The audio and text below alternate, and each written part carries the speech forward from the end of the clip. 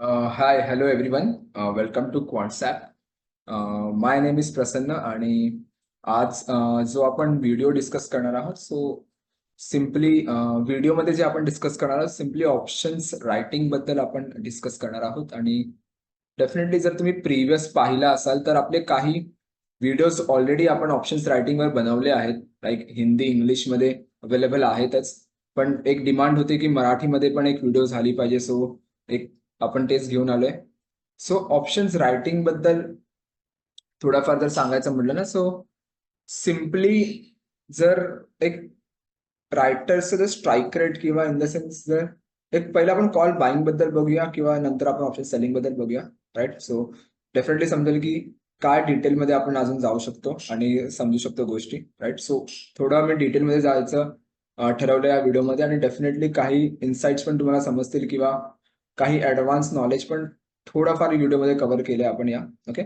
So logic simple आहे. Let's see, जर मी मार्केटमध्ये जाऊन एक रॅन्डमली कॉल बाय करतोय. ओके. तर ऍज अ बायर पर्स्पेक्टिव्ह बनवलं तर जेन्युअनली ज्यांना बाय करायचं असतं ना, तसे पण काही बायर्स असतात आणि काही स्पेक्युलेटर्स असतात मार्केटमध्ये. राईट. सो लेट्स सी, जर मी रॅन्डमली जाऊन कॉल बाय करतोय, सो मार्केटच्या 3 डिरेक्शन मध्ये एका डिरेक्शन मध्ये जर प्रॉफिट आहे माझा. राईट. लेट्स सी, जर मी कॉल बाय केला तर एक तर मार्केट वरतीच गेलं पाहिजे. राईट. खाली गेला तर लॉस आहे आणि इव्हन तो त्या लेवलला स्टेबल राहिला तरी माझा लॉसच आहे. राईट. सो जर मी पर्सेंटेज वाईज जर स्ट्राईक रेट काढायचं म्हटलं तर एक ऑलमोस्ट बायरचा जो स्ट्राईक रेट येतो विच इज गोज टू 33%चा एक स्ट्राईक रेट येतो. राईट. पण तो जर स्ट्राईक रेट जर मी असं म्हणालो की रायटरचा पर्स्पेक्टिव्ह न बघितलं तर तो 66% पर्यंतचा जातो जर मी रॅन्डमली कॉल सेल करतोय तर. राईट. का? कारण लेट्स सी, जर मी रॅन्डमली कॉल सेल करतो तर मार्केट मला माहिती आहे एका तीन डिरेक्शन मध्ये 2 डिरेक्शन मध्ये तर राहणार. एक तर बुलिश किंवा साईडवेज किंवा बॅरिश किंवा साईडवेज राहणार. राईट. सो जर मी रॅन्डमली कॉल सेल करतोय तर 3 मधल्या 2 डिरेक्शन मध्ये तर मी एक बेनिफिट आहेच मला. राईट. सो सांगायचा उद्देश होता की बायर्स पेक्षा ना सेलरचा जो स्ट्राईक रेट आहे तो खूप पटीने जास्त आहे. इव्हन तो जर मी असं पण म्हणून की लोक असे पण विचार करतील, मग ठीक आहे आपण कॉल सेलिंग केली पाहिजे किंवा नॉर्मली सेलिंगवर जास्त फोकस केला पाहिजे. राईट. आणि कॉल बाईंगवर कमी फोकस केला पाहिजे. राईट. सो लोकांचा तो विचार करणं थिंक इज पर्स्पेक्टिव्ह बरोबर आहे. कारण 66% स्ट्राईक रेट नॉर्मली जर मार्केट मला देते तर विच इज फाईन. राईट. एक चांगला मोमेंटम आहे. राईट. 10 मध्ये जर 6 ट्रेड मध्ये सर्व बरोबर येतात. राईट. सो ऑप्शन रायटिंगला थोडं आपण डीपली समजूया. राईट. लेट सी, जर मी निफ्टीचं जर हिस्टॉरिकली मोमेंटम काढला. Okay.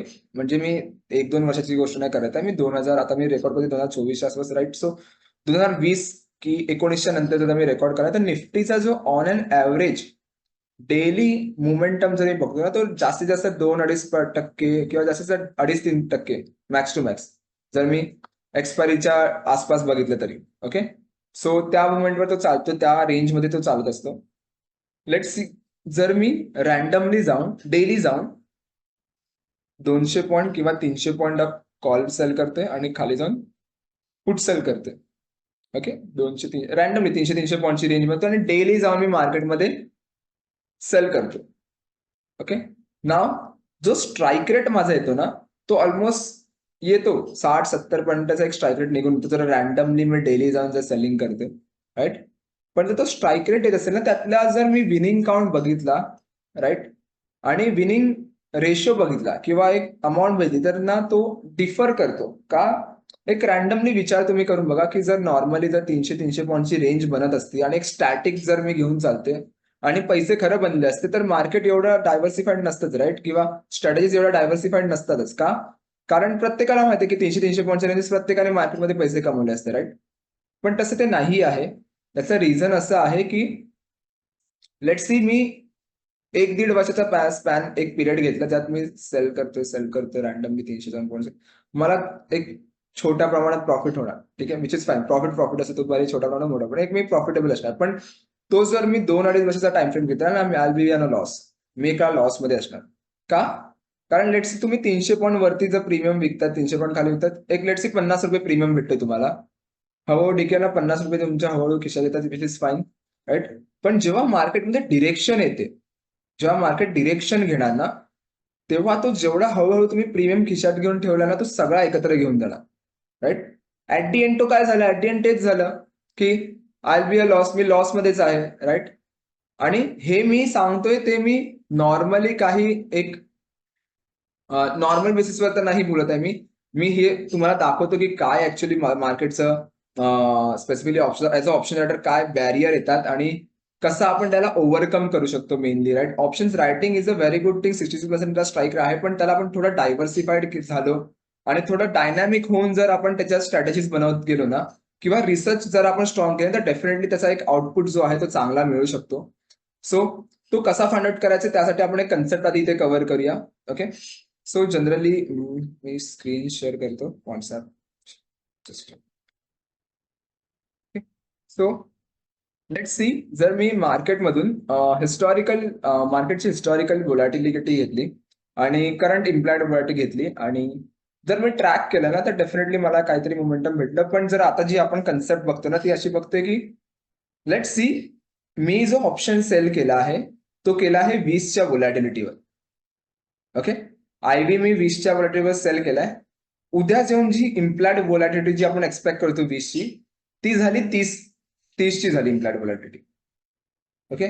So as a seller माझ्यासाठी लॉस आहे, कारण मी विकलेला तो स्वस्तामध्ये आणि तो अजून महागडा झालाय, right. So which is a very complicated thing, किंवा ते खूप डिफिकल्ट होणार की तिकडे ट्रेड बनवणं, कारण आपला प्रीमियम वाढणार आणि त्यानुसार आपण लॉस बेअर करत असतो, राईट. तीच जर 20ची व्होलॅटिलिटी जाऊन उद्या 10ची व्होलॅटिलिटी झाली, राईट, तर काय होणार, as a seller me profitable आहे, राईट. सो इम्प्लाइड व्होलॅटिलिटी काय आहे, इम्प्लाइड व्होलॅटिलिटी जस्ट एक्सपेक्टेशन्स की मार्केटची काय व्होलॅटिलिटी होऊ शकते किंवा मोमेंटम होऊ शकतो, राईट. सो त्या बेसिसवर जर मी नॉर्मली आयबी च्या रेंजवर किंवा आयबीच्या बेसवर ट्रेड करतो ना, आणि जेव्हा आयबी इम्प्लाइड जेव्हा आपण करतो ते नाही झालं, फ्युचरमध्ये काहीतरी वेगळीच झालं, त्याला आपण काय म्हणतो, जनरली फ्युचर रिअलाइज व्होलॅटिलिटी म्हणतो. सो आपण ट्राय करूया आयबी मायनस एफआरबी करून की मी जी इम्प्लाइड व्होलॅटिलिटी आहे ती आणि फ्युचरमध्ये काय व्होलॅटिलिटी झाली त्यानुसार जर मी ट्रेड बनवत असेल, सो ऍज अ सेलर मला किती बेनिफिट आहे. ओके. सो जनरली कॉन्सेप्टमध्ये आता इकडे आयबी एफआरबीचा ऑलरेडी फिल्टर आहे, आयबी मायनस एफआरबी. इथे आपण ओपन करू शकता. थोड्याला मी पाठच्या पिरियडला जातो, 2019 पासूनच बघूया आपण. ओके. थोडा एक ब्रॉडर व्ह्यू आपण जर घेतला तर डेफिनेटली एक चांगली एक डेटा पण आपल्याला मिळू शकतो. ओके. ठीक आहे. सो इथे बघू शकता हा जो ग्रीन पॅच आहे ना, ही जी आहे ती फ्युचर प्राइस आहे. ओके. आणि हे जे ग्रीन प्रॉफिट आहे ना, ग्रीन जो हे आहे ना स्पेसिफिकली एरिया, तो as a seller profitable area. Okay. आणि जो रेड आहे ना, तो ऍज अ सेलर लॉस आहे. काय प्रॉफिट आहे लॉस आहे ते जनरली हेच आहे की सपोज जर मी 20च्या व्होलॅटिलिटीवर विकतोय आणि पुढे जाऊन ती 25 होत आहे, तर ऍज अ सेलर माझ्यासाठी लॉसेस मग तो रेड मध्ये दाखवणार. आणि 20च्या व्होलॅटिलिटीवर मी जर विकतोय आणि आज ती जाऊन 10 ते 15 होते, तर ऍज अ सेलर माझ्यासाठी बेनिफिट आहे. सो मी ते तिकडे 15च्या ह्याच्याने विकणार. ओके. सो बघा तुम्ही, जर मी 2019 पासून जर ग्राफ ठेवलाय आणि ते 2024 जेव्हा मी रेकॉर्ड व्हिडिओ करतो, ठीक आहे, फक्त न्यूमरिकल नका बघू, फक्त ग्राफिकल फॉर्मॅट मध्ये बघून सांगा की तुम्ही प्रॉफिटेबल आहात की नाही. यामध्ये ग्रीन्स जास्त आहेत की रेड जास्त आहेत की लॉस जास्त आहेत. डेफिनेटली कोणीही जर इथे बघून झालं की ना प्रॉफिट दिसतो ना loss, and generally we are in a loss, right. Right. So सेलरचं तेच असतं की बघा मार्केट आहे ना, 300-300ची जी रेंज बनवतात ना, तिकडे तुम्ही 50 रुपये देताय, मार्केट तुम्हाला देतोय खरंच खिशामध्ये, पण तो ह्यासाठी देतोय की उद्या जाऊन तुम्ही परत ट्रेड बनवणार आणि ते सगळे 50 रुपये एका ट्रेडमध्ये घेऊन जाणार, इनफॅक्ट त्याच्यापेक्षा डबल, राईट. जे हळूहळू आपण थिटाचे पैसे आपण हळूहळू जमा करतो ना, ते एका ट्रेडमध्ये निघून जातात, राईट. सो मग काही जण असे पण इथे विचारतील की ठीक आहे, मग मी 300ची नाही, मी 500ची रेंज बनवतो आणि खूप रेअर कंडिशन आहे 500 पॉईंटची मुवमेंट डेली मिळाला, राईट. बनवा, काही हरकत नाही. त्याच्याने काय होणार की स्टॉप लॉस हिट होण्याचे चान्सेस कमी आहेत. म्हणजे लेट्स से जिकडे 5 ट्रेडमध्ये 2 स्टॉप लॉस हिट होते, तिकडे 10 ट्रेडमध्ये एकच होईल. पण हिशोब तोच राहणार की 10 मध्ये तुम्हाला प्रीमियम कमी भेटते ना, आउट ऑफ द मनी जाऊन तो प्रीमियम हळूहळू कमी येतोय आणि एका स्टेटमध्ये तो घेऊन झाला. सो नेट नेट तेच आहे.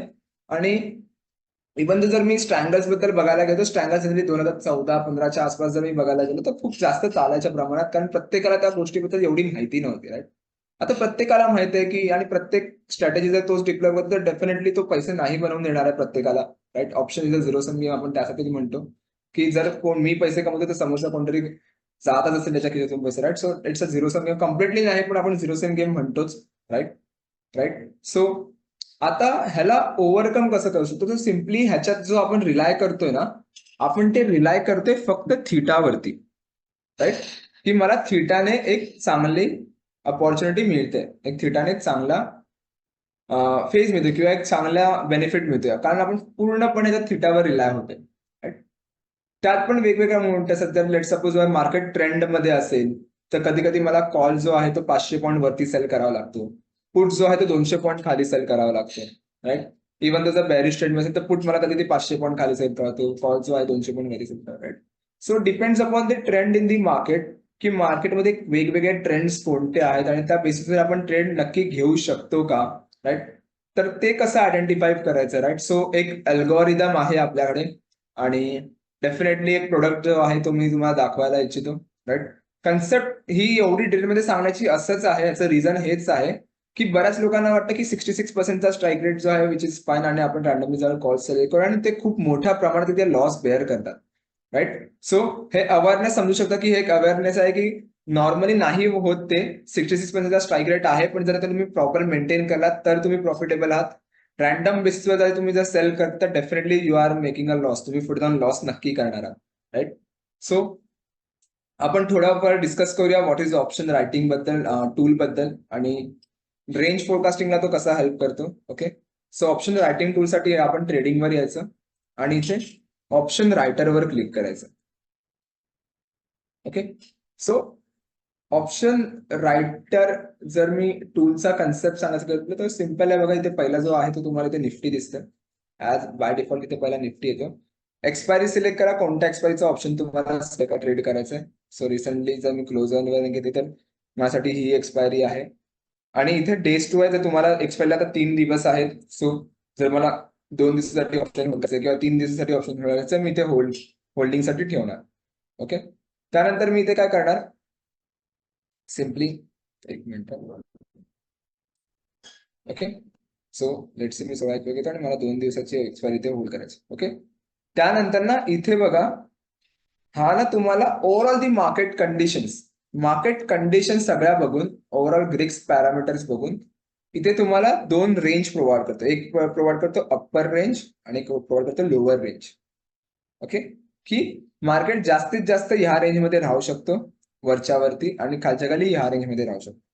ओके, त्यानंतर त्याने काय केलं, गॅप अप आणि गॅप डाऊन रिस्क, जी जनरली खूप मेन आहे. कारण जर मी गॅप अप किंवा गॅप डाऊन मध्ये खूप मोठा झाला तर त्या मोठ्या प्रमाणात आपण लॉस पण बेअर करू शकतो, right? So gap up gap down next दिवसाचा काय आहे तो पण कॅल्क्युलेट करतो, हिस्टॉरिकल गॅप अप्स वगैरे बघून. ओके, ह्याच्यात जो मेन कन्सेप्ट आहे ना तो IB, IBP, theta speed, gamma risk आणि ट्रेंड स्कोर आहे. ह्याचे पॅरामीटर्स काय आहे ते तुम्हाला इथे आय बटनवर क्लिक करता डेफिनेटली तुम्हाला डिटेलमध्ये समजेल. पण एक शॉर्ट मध्ये तुम्हाला कव्हर करून सांगतो की ऍक्च्युली व्हॉट इज आयबीआर, आयबीपी. सो आयबीआर, आयबीपी तुम्हाला जनरली हे सांगतं की करंट मार्केटची जी व्हॉलॅटिलिटी आहे मार्केटमध्ये ती कमी आहे की जास्त आहे ऍज अ सेलर्स पर्स्पेक्टिव्ह. जर ते कमी आहे आणि मी सेलर आहे आणि जर मी सेल करतो तर ऑफकोर्स मी खूप स्वस्तामध्ये विकतोय, राईट? सो डेफिनेटली ते सेलरसाठी लॉस आहे. सो ते आयव्हीआर तुम्हाला सांगतो की करंट मार्केटची व्हॉलॅटिलिटी रँक काय आहे. सिमिलर गोज टू दी आयबीपी, जो रँक वाईज असतो तोच पर्सेंटाईल फॉर्म मध्ये जातो त्या साईडला. ओके, त्यानंतर तो सांगतो तुम्हाला थीटा स्पीड. थीटा स्पीड तुम्हाला सांगते की जी स्ट्राईक मी सिलेक्ट केले सेल करण्यासाठी, त्या स्ट्राईकचा थीटाचा एक्सपोजर किती आहे.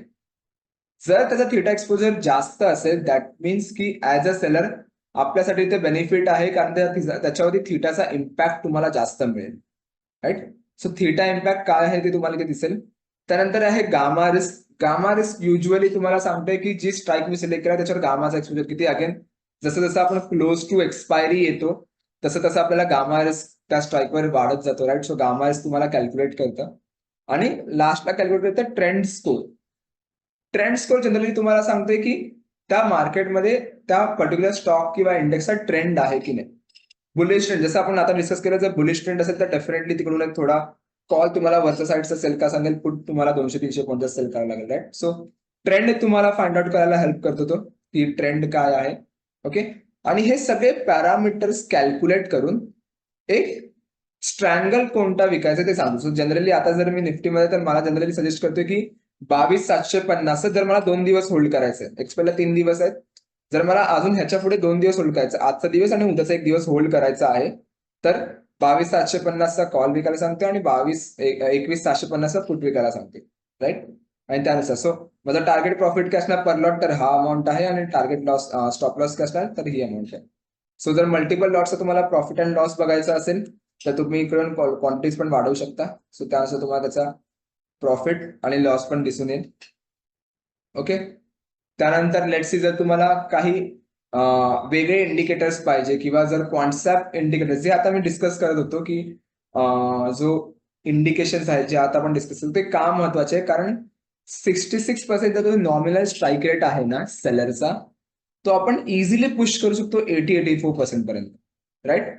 व्हाय 84%चा पण एक रिझन आहे, कारण लेट्स सी जर नॉर्मल स्ट्रँगल विकून मला समजते की 66%चा स्ट्राईक रेट येतो, त्यात जर मी ट्रेंड जर त्या डिरेक्शन आयडेंटिफाय करते की कुठेतरी बुलिश मोमेंटम येऊ शकते, त्यामुळे थोडाफार मी माझ्या स्ट्रॅटेजी किंवा स्ट्रँगलला थोडा ऍडजस्ट करते, आयव्हीसचं कॅल्क्युलेशन घेते ना, तर त्यामुळे ना मी बायर्सचा जो विनिंग आहे ना तो कुठेतरी अर्धा ऍड करते, पूर्ण पण नाही ऍड करते, अर्धा ऍड करतो, आणि मॅक्झिमम जो सेलरचा स्ट्राईक रेट राहणार तो मॅक्झिमम 84%चाच राहणार, राईट. सो आपण तो ट्राय करतो की 84 पर्यंत स्ट्रेच आउट करायला, राईट. जनरली जर मी आताच बघायला गेलो करंट मार्केट प्राइस, आता जर सपोज जर इथे अप्पर रेंज काय आहे 22,600, 27ची एक रेंज दिली आहे. सो जर मी कॅल्क्युलेटर ओपन करायचं म्हणलं तर लेट्स सी की 22,627 मला सांगते मायनस करंट मार्केट प्राइस किती आहे 21,187.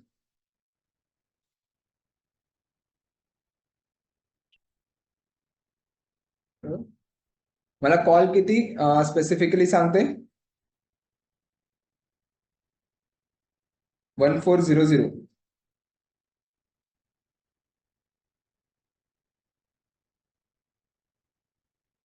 राईट. त्यावर सेल करायला सांगते कारण ट्रेंडची कुठेतरी भीती आहे, राईट. आता जर मी खालच्या साईडला जायचं म्हटलं तर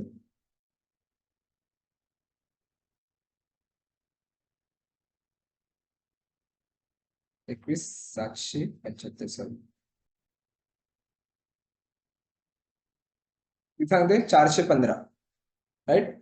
सो कुठेतरी तो एक मोमेंटम दाखवते की मला पुट जो आहे तो 415च्या आसपास खाली सेल करायचा, राईट. सो जी अप्पर रेंज जी मला दिली आहे ना ती थोडीफार मोठी दिली आहे, यू कॅन सी. जर मी रेंज फोरकास्ट म्हटलं 22,190चा मला सांगितलंय की हे करायला करंट मार्केट प्राइस आहे, आणि कॉल कोणता सेल करायचा आहे 22,727चा, आणि पुट कोणता सेल करायचा 21,750, कारण कुठेतरी ट्रेंड येऊ शकतो मार्केटमध्ये, राईट. जेवढा मार्केट खाली तिथून पडला आहे तिथून तो एक रिव्हर्स बॅक पण घेऊ शकतो, त्यामुळे त्याने कॉल जो आहे तो मला खूप वरचा सेल करायचा आणि पुट जो आहे तो खाली सेल करायचा आहे थोडाफार 400, राईट. तो त्याने ऍडजस्ट केलाय, right, according to market conditions. So definitely ह्याचा जो आउटपुट येतो तो ऑलमोस्ट 84% जो स्ट्राईक रेट आहे, nominal strike rate, historical strike rate जो आहे तो तुम्हाला इथे कुठेतरी हा ऑप्शन रायटर टूल मध्ये कुठेतरी तुम्हाला मिळतो. आणि जो टार्गेट प्रॉफिट जो आपण जनरली ठेवतो ऍज अ स्टँडर्डच्या बेसिसवर तो तुम्हाला इथे मिळू शकतो, राईट. आणि स्टॉप लॉस काय ठेवायचं इकडे तिथे तुम्हाला मिळेल. ओके. जर कोणाला हेज पोझिशन्स क्रिएट करायचे असतील तर according to the hedge position तुम्ही फक्त ऍड हेजवर क्लिक करा, आणि तुमच्या रिस्क रिवॉर्ड नुसार त्याला आपण हेज करू शकतो इकडे, राईट. सो त्यानुसार डेफिनेटली तो एक मोमेंटम आपण इझिली फाइंड आउट करायला हेल्प मिळते, right. So according to your hedge position इकडे ऍड करा आणि ट्राय करा की जे पण ग्रीन सिग्नल्स आहेत तिकडे त्या ग्रीन सिग्नलवरती ट्रेड बनवणं. आणि ओव्हन दो जर तुम्हाला अनालाइज करायचं असेल प्रत्येक ह्याच्यावर न्यूमेरिकल फॉर्म मध्ये पण तुम्हाला इथे एक फिगर वाईज पण मिळेल की ह्या लेवलला आला तर मार्केट कुठे स्पेसिफिकली मोमेंटम देईल किंवा किती ओव्हरऑल बेनिफिट आहे माझ्या त्या गोष्टीसाठी ते तुम्हाला इथे दिसून येईल. Okay. Second is more important thing is that की जर तुम्ही एक्झिक्यूटिव्हवर क्लिक केला तिकडे, राईट. सो इथे तुम्ही प्रॉफिट अलर्ट पण लावू शकता किंवा स्टॉप लॉस अलर्ट पण लावू शकता की जर माझी पर्टिक्युलर एक्सपायरी किंवा माझा पर्टिक्युलर स्टॉप लॉस या लेवलच्या आसपास आला तर किती बेनिफिट तर तुम्हाला अलर्ट येईल स्पेसिफिकली इकडे. जर तुम्ही टेलिग्राम लिंक केलं असेल आणि मोबाईल लिंक असेल तर डेफिनेटली मोबाईल नोटिफिकेशन वर येईल तुम्हाला कॉन्सेप्टच्या. आणि जर तुम्ही टेलिग्राम लिंक केला असाल तर टेलिग्रामवर तुम्हाला एका बॉट कडून मेसेज येण्यात येईल, राईट. सो तिकडून तुम्ही स्पेसिफिकली सेव्ह करून ठेवू शकता. जर स्टॉक्स मध्ये जर तुम्ही इंट्राडे स्पेसिफिकली इंटरेस्टेड आहात, सो सिलेक्टरवर या आणि इकडे डिफरंट ट्रेंड मध्ये तुम्ही फिल्टर करा. जर सपोज तुम्हाला आयव्ही बेस्ड ट्रेड करायची असेल, जास्त व्होलॅटिलिटी कोणाची आहे, सो आयव्ही रँक वर क्लिक करा. तर तुम्हाला इथे लगेच फिल्टर मिळेल की अपोलो टायरची कुठेतरी बघा आयव्हीआर आणि आयव्हीपी करंटली हाय आहे, त्यामुळे कुठेतरी व्होलॅटिलिटी एन्व्हायरमेंट हाय असो. As a that was a good trend. जो आहे तो ऑस्किलेटिंग ट्रेंडवर आहे, त्यामुळे डेफिनेटली तो एक मोमेंटम फाइंड आउट करायला हेल्प करू शकतो एका नॉर्मल रेंजमध्ये, राईट. आणि इव्हन जर एक्सपायरी डेच्या आसपास जर तुम्हाला एक्सपायरी स्ट्रॅटेजी बनवायची असेल तर एक्सपायरीवर क्लिक करा आणि ते तुम्ही तो सेम फिल्टर लावू शकता. ओके. त्यानंतर एक दुसरी गोष्ट म्हणजे लेट्स सी जर मी कॉन्सेप्ट फोरकास्ट इंडिकेटर बद्दल बोलायला गेलो तर त्याच्या सोबत तुम्हाला 3 ते 4 वेगवेगळे इंडिकेटर्स पण मिळतील वेगवेगळे. तुम्हाला त्यासाठी इथे क्लिक करायचंय कॉन्सेप्ट इंडिकेटर वरती. ओके. ओके.